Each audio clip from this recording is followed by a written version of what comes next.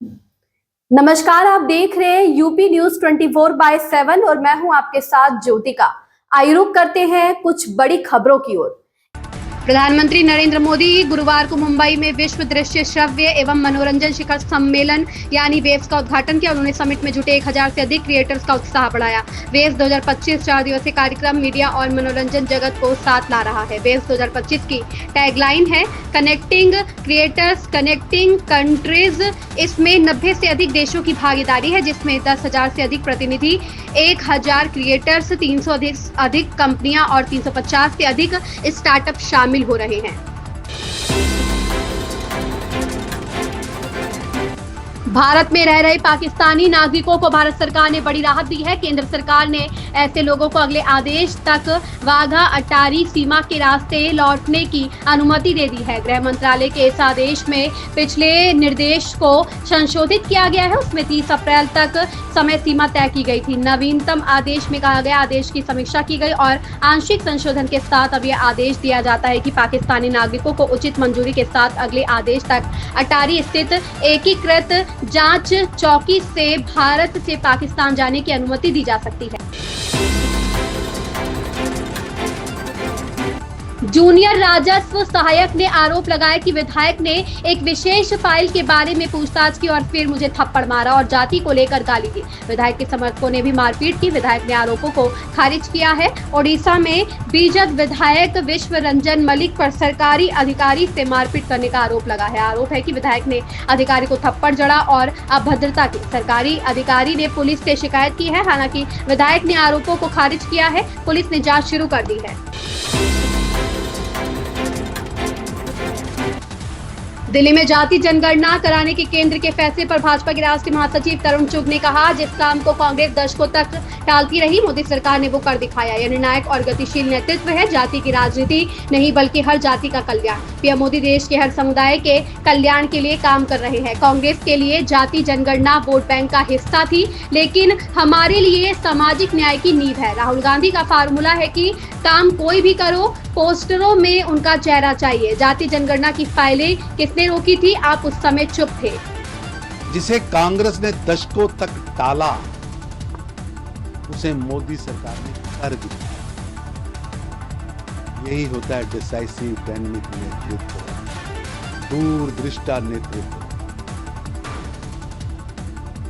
जाति की राजनीति नहीं, हर जाति का कल्याण, समाज के हर वर्ग का कल्याण हो, उसी सोच के साथ आदरणीय प्रधानमंत्री नरेंद्र मोदी जी निरंतर कल्याण के कार्य कर रहे हैं। चाहे वो ओबीसी युवक को संवैधानिक दर्जा देने की बात हो, जाति जनगणना कांग्रेस के लिए वोट बैंक का समान था, वोट बैंक का मुद्दा। हमारे लिए सामाजिक न्याय की नींव है, सामाजिक न्याय की। वो सर्वे करते रहे, झूठ बोलते रहे, हम सच्चाई की।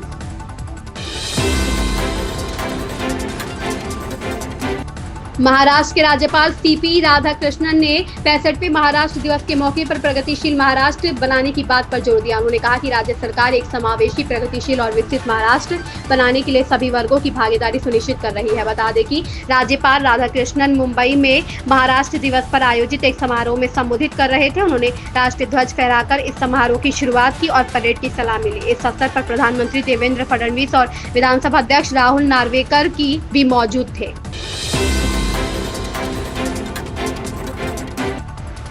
जाति जनगणना कराने के केंद्र के फैसले पर कर्नाटक के उप मुख्यमंत्री डीके शिव कुमार ने कहा, कर्नाटक सरकार इस फैसले का स्वागत करती है। मेरे नेता राहुल गांधी ने भी इसका स्वागत किया है। कांग्रेस समाज के हर वर्ग के साथ सामाजिक न्याय करने के लिए प्रतिबद्ध है। कांग्रेस सरकारी व्यवस्था के साथ सहयोग करने के लिए प्रतिबद्ध है।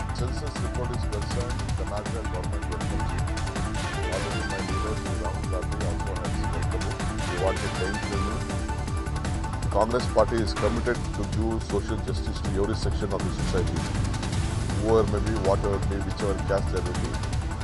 Their data should be available to the public, and they also should be convinced their rights has to be established in a systematic way. Congress governments are committed to cooperate with the system.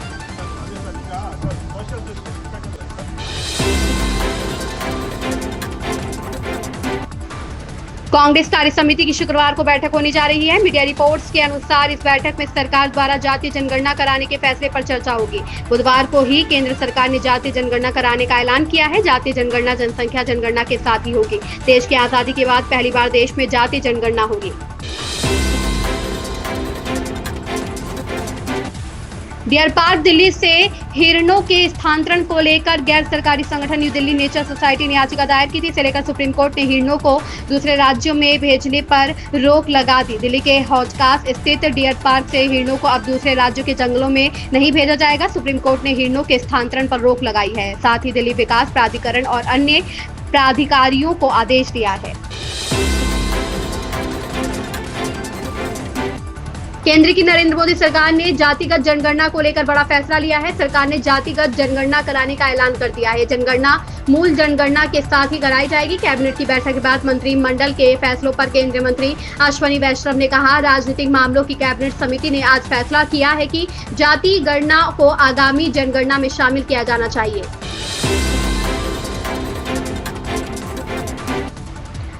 पश्चिम बंगाल में भाजपा के पूर्व अध्यक्ष और प्रमुख नेता दिलीप घोष ने तृणमूल कांग्रेस में शामिल होने की अटकलों को खारिज कर दिया। दीघा में नवनिर्मित जगन्नाथ मंदिर के प्राण प्रतिष्ठा समारोह में शामिल होने को लेकर दिलीप ने कहा कि मंदिर जाने में कुछ गलत नहीं है। सरकार ने उन्हें आधिकारिक तौर पर आमंत्रित किया था। मेरी पार्टी ने किसी को भी मंदिर में जाने से नहीं रोका था। जम्मू कश्मीर में हुए आतंकी हमले के बाद से भारत सरकार पाकिस्तान के खिलाफ कड़े कदम उठा रही है। प्रधानमंत्री नरेंद्र मोदी ने रविवार को दोहराया था कि पहलगाम आतंकी हमले के पीछे के आतंकवादियों को और साजिश में शामिल लोगों को कड़ी से कड़ी सजा दी जाएगी। पीड़ितों को न्याय मिलेगा। आतंकवाद के खिलाफ लड़ाई में भारतीयों की एकजुटता देश की सबसे बड़ी ताकत है। सीएम योगी ने राज्यपाल आनंदीबेन पटेल के जीवन पर आधारित पुस्तक के लेखकों को बधाई दी। उन्होंने कहा कि चुनौती नहीं है तो जीवन का सार बेकार हो जाता है। अवसर सबको मिलते हैं, कुछ बिखर जाते हैं, कुछ निखर जाते हैं। निखरते वही है जो चुनौती को स्वीकार करते हैं। पलायन करने वाले बिखरते हैं, निखरने वाले लोगों के लिए प्रेरणा बन जाते हैं। पहलगाम में आतंकी हमले की तपिश अभी शांत नहीं हुई है कि मोदी सरकार ने विपक्ष से एक अहम राजनीतिक औजार छीनने का दांव चल दिया। अपने जन्म से ही सपा और बसपा का नारा है, जिसकी जितनी भागीदारी उसकी उतनी हिस्सेदारी। कांग्रेस यह मुद्दा हथियाने की रणनीति और लोकसभा चुनाव के परिणामों से भाजपा में भी अंदर खाने जातीय जनगणना कराने की मांग उठ रही थी। केंद्र सरकार के एकाएक लिए जातीय जनगणना कराने के फैसले का लिटमस टेस्ट भी बिहार चुनाव में हो जाएगा। उत्तर प्रदेश में ड्यूटी के समय नशा करने व राष्ट्रीय कार्यक्रमों में दिलचस्पी न दिखाने समेत अन्य आरोपों में मऊ स्थित सीएचसी रतनपुरा स्थानांतरणाधीन सीएचसी मझवारा के अधीक्षक डॉक्टर भैरव कुमार पांडे के निलंबित कर दिया गया है। उन्हें आजमगढ़ के अपर निदेशक मंडल कार्यालय से संबद्ध किया गया है। इसके अलावा 14 अन्य डॉक्टरों पर भी कार्रवाई की गई है। यह कार्रवाई डिप्टी सीएम ब्रजेश पाठक के निर्देश पर की गई है। इन खबरों में बस इतना ही। बने रहिए यूपी न्यूज 24/7 के साथ। अगर आपको ये खबर पसंद आई हो तो हमारे चैनल को लाइक, सब्सक्राइब और शेयर करें और हमें अपनी राय कमेंट में जरूर बताएं।